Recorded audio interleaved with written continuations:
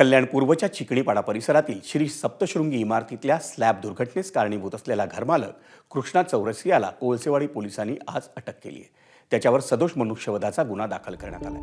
या इमारतीच्या चौथ्या मजल्यावर कृष्णा चौरसिया याच्या घरात फ्लोरिंगचं काम सुरू होतं, त्यामुळे आधी चौथ्या मजल्यावरची आणि मग तिसऱ्या, दुसऱ्या आणि पहिल्या मजल्यावरची स्लॅब कोसळून मोठी दुर्घटना घडली।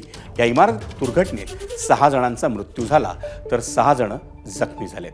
ही इमारत आणि चाळींमध्ये वास्तव्यास असलेल्या रहिवाशांचे कल्याण पूर्व येथील शाळांमध्ये तात्पुरतं पुनर्वसन करण्यात आलं। आता गुन्हा दाखल केलेला आहे। प्राथमिक स्वरूपामध्ये ज्यांच्या घरामध्ये काम सुरू होतं त्यांना आम्ही अटक पण केलेलं आहे।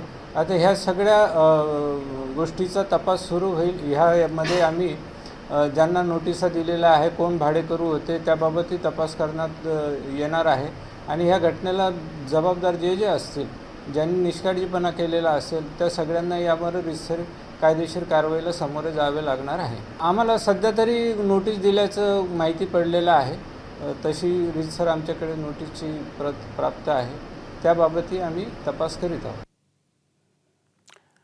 आणि कल्याण पूर्वच्या श्री सप्तशृंगी इमारतीत दुसऱ्या मजल्यावर राहणारे निरंजन साहू यांची पत्नी मेहुणी आणि सासूबाईंचा या दुर्घटनेत मृत्यू झाला। त्यांच्या सासूबाई आणि मेहुणी या परवा रात्रीच ओडिशाहून आल्या होत्या। दुपारच्या सुमारास दुर्घटना घडली, त्यावेळी निरंजन साहू हे नोकरीवर तर त्यांचा मुलगा गणेश हा क्लासला गेला होता, त्यामुळे इमारत दुर्घटनेत ते दोघंही वाचले। मी भेटायला आम्हाला धक्काच बसला आहे की हे असं ऐकून, आणि त्यांच्या घरातले ते एकटेच आहेत कमवणारे। मुलगा शिकतोय, मुलगी पण शिकतोय आणि त्यांच्यावर एवढं दुःखाचा डोंगर कोसळला आहे। त्याच्यामुळे काय बोलणं पण आता त्याला एकटेच कमवते आहेत घरात, कुर्ल्याला आहेत, गारमेंटमध्ये आहेत। त्यांच्या घरातले कोण गेलेले आहेत? त्यांची बायको, सासू आणि मेहुणी तिघं जण गेलेले आहेत। कल्याण पूर्वच्या श्री सप्तशृंगी इमारतीच्या तळमजल्यावर राहणाऱ्या जयश्री गुजर याही या दुर्घटनेत बालंबाल बचावल्या, पण त्यांच्या आजी सुशीला शेलार आणि 1.5 वर्षांची भाची नमस्वी शेलार यांचा मृत्यू झाला। त्यांच्या आत्या आणि भाचा हे दोघंही या दुर्घटनेत जखमी झालेत। काय नेमकं सुरू होतं त्या घटनेच्या अगोदर? 2:15चा टाईम होता, आमची जेवणाचीच तयारी चालू होती। मी किचनमध्ये होती, माझी आजी, माझ्या 2 आत्या आणि आमची 2 बाळं ते हॉलमध्येच होते। पण 5 मिनिटाच्या आतच पूर्ण 4th फ्लोअरपासून जो स्लोप आहे तो डायरेक्ट खाली आला आणि 2 मिनिटासाठी आम्हाला काही कळालंच नाही, पूर्ण दूर हे होता। नंतर बघितलं तेव्हा पूर्ण ढिगाऱ्याच्या खाली माझी पूर्ण फॅमिली होती। 2 वर्षाची मुलगी आहे, ती कुठे आली होती, कधी आली होती, काय नेमकं किती दिवसापूर्वी सुट्टीसाठी आली होती?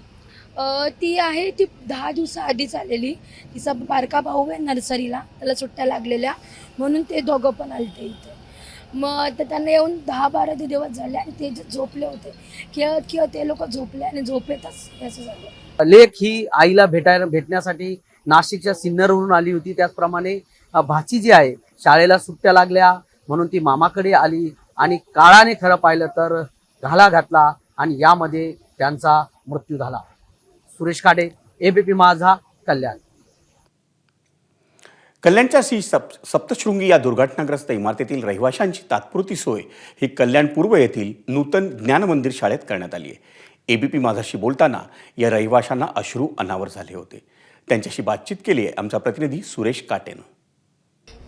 काही सुधरत नाही, तसं म्हाताऱ्या कोताऱ्यांना खाली घेऊन आलो आणि तसं जे बाहेर पडलं ते बाहेरच आहोत। रात्री मग या लोकांनी आमची इथे व्यवस्था केली, तेव्हापासून आम्ही इथे आहोत। ते आमचे म्हणजे हसता खेळता रोज येता जाता चालणं होतं ना। त्यांच्याशी सांगते का ह्या बोलल्या त्यांच्याशी आणि 1 सेकंदात ते तसं झालं।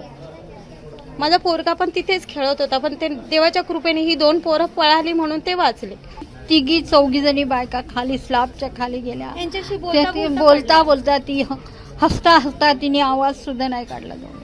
आणि माझा नातूंड यांचा मुलगा, आम्ही तिथेच होतो, असा आवाज आला आणि धूर झाला, तेव्हा आम्ही बघितलं तर काही सुचेना। आम्ही दरवाजे उघडे ठेवले आणि पोरांना घेऊन खाली गेलो, पण आमच्या आता कुणी सोय करावी बस ते आतमध्ये त्यांच्या हॉलमध्ये बसलेले होते आणि त्यांचं ते गप्पा वगैरे त्यांच्या चालू होते त्यांच्या, त्याच्यामुळे त्यांचं काय चाललेलं काय माहीत नाही. अचानकच ते स्लॅबचं काम करताना अचानकच ते पडलं, त्याच्यामुळे काही कोणाचं कॉन्टॅक्ट वगैरे काहीच नाही. अचानकच सगळं 2 सेकंदामध्ये असं अचानक गोष्ट घडली, त्याच्यामुळे काय एकदम हादरूनच गेलो. ती अवस्था बघून आम्ही पूर्ण हादरून गेलो.